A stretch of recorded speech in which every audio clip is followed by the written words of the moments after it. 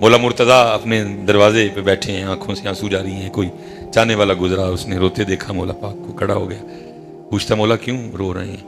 فرمایا لگتا ہے اللہ علی تو ناراض ہو گیا ہے۔ اللہ پاک علی تو ناراض ہو سکتے، بلکہ علی تو وہ ہے، میرے محبوب فرما رہے ہیں تم جنت کی دعائیں مانگتے ہو، میرا علی وہ ہے جس کو جنت مانگتی ہے۔ جنت علی کی مشتاق، جنت علی کی مشتاق ہے۔ رو رہے ہیں، پوچھا کیوں؟ لگتا ہے اللہ علی تو ناراض ہو گیا۔ لیکن نہیں حضرت، اللہ علی سے ناراض نہیں ہو سکتا۔ فرمایا نہیں مجھے لگتا ہے ہو گیا۔ عرض کی حضور کیسے؟ فرمایا کتنے دن گزر گئے علی کے گھر میں کوئی مہمان ہی نہیں آیا، ہم ٹینشن ہی کوئی نہیں۔ اللہ خوش ہے، اللہ ناراض ہے، حضور خوش ہیں، حضور ناراض ہے، کوئی ٹینشن۔ اللہ سب سے زیادہ حق اللہ اور اللہ کے رسول کہہ کے ان کو راضی کیا جائے۔ اللہ ورسولہ احق ان یرضوا، سب تو زیادہ حق اللہ تے اللہ دے رسول دے، دونوں کو راضی کیتا جائے۔ اس لیے حضرت میری گزارش ہے، بڑے کناں دے مزے لے کچھ ہونا ملا لے پاسے آئیے۔ آج ہم حضور تاج الشریعہ رحمۃ اللہ تعالیٰ علیہ کے مبارک عرس کی تقریب میں حاضر ہے۔ اللہ حضرت کسی شخصیت کو بولنا بہت سوکھا کام ہے، ٹھیک ہے جی، کوئی اس طرح کی بات ہی نہیں ہونی کہ کوئی ناراض ہو، کوئی اس طرح کی، اللہ سب سے سوکھا ٹاپک ہے، بولتے جاؤ بولتا جاؤ، سارا راستہ میں کتاب پڑھتا آیا ہوں، بہت سوکھا ٹاپک۔ لیکن چلو میں بس ایک دو بات کروں گا اور کچھ اپنے حالات سامنے رکھوں گا۔ کم و بیش آپ نے 70 کے قریب کتابیں لکھی، 19 سال کی عمر میں آپ نے تدریس کا آغاز کیا اور کچھ عرصے کے بعد آپ بریلی شریف میں صدر مدرس تھے، کچھ عرصے کے بعد آپ صدر، ہم جن کے ماننے والے ہیں نا حضرت وہ پڑھنے پڑھانے والے لوگ، لیکن ذرا ہمیں دیکھیں کہ ہم نے پڑھنے اور پڑھانے والوں کے ساتھ سلوک کیا کیا ہے۔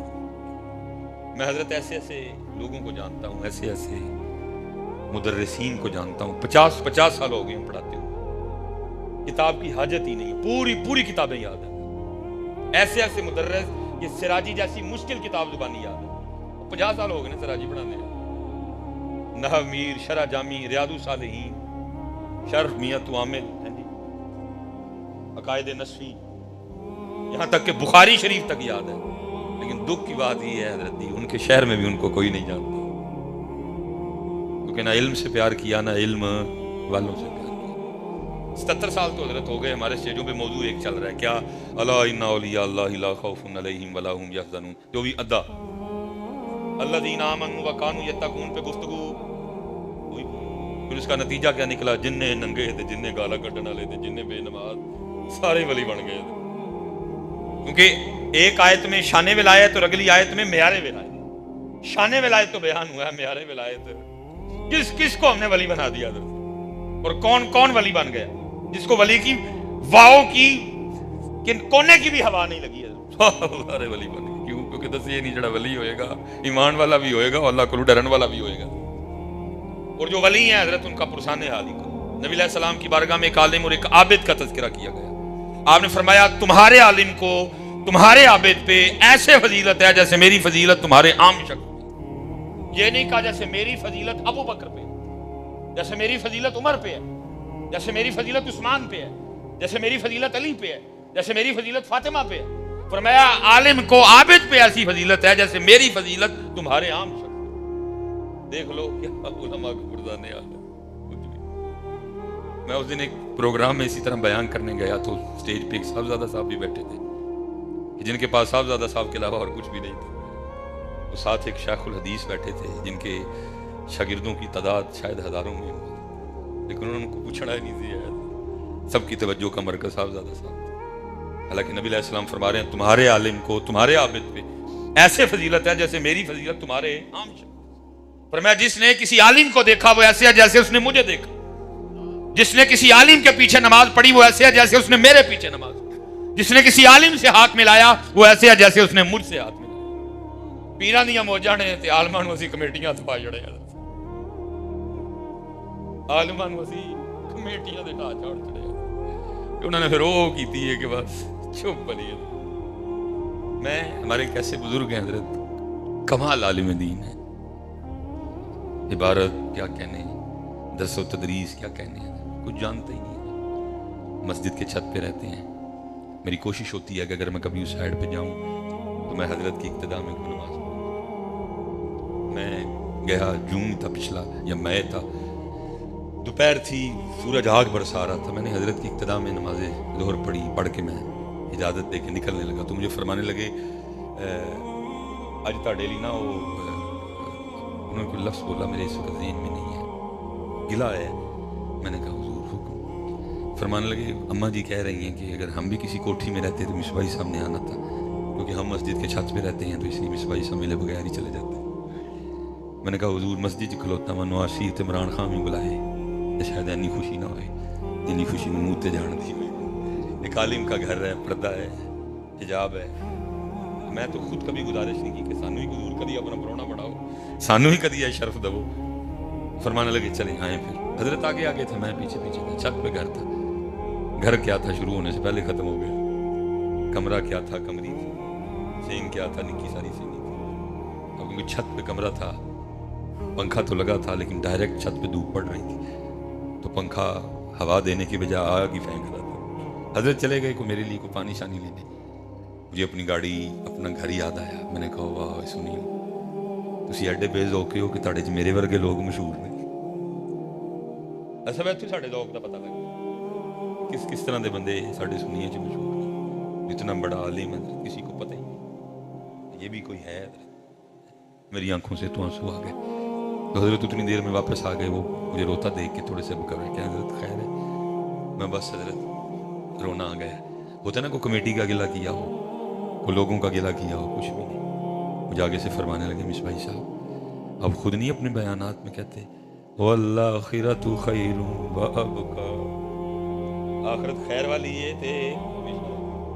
ان ھذا لفی الصحف الاولی صحف ابراہیم و موسیٰ. کیونکہ حضرت علم اور علماء سے پیار ہی نہیں کیا, اس لیے یہ شعبہ اس وقت انتہائی مشکلات کا شکار. حضور مدرس نہیں لب رہے.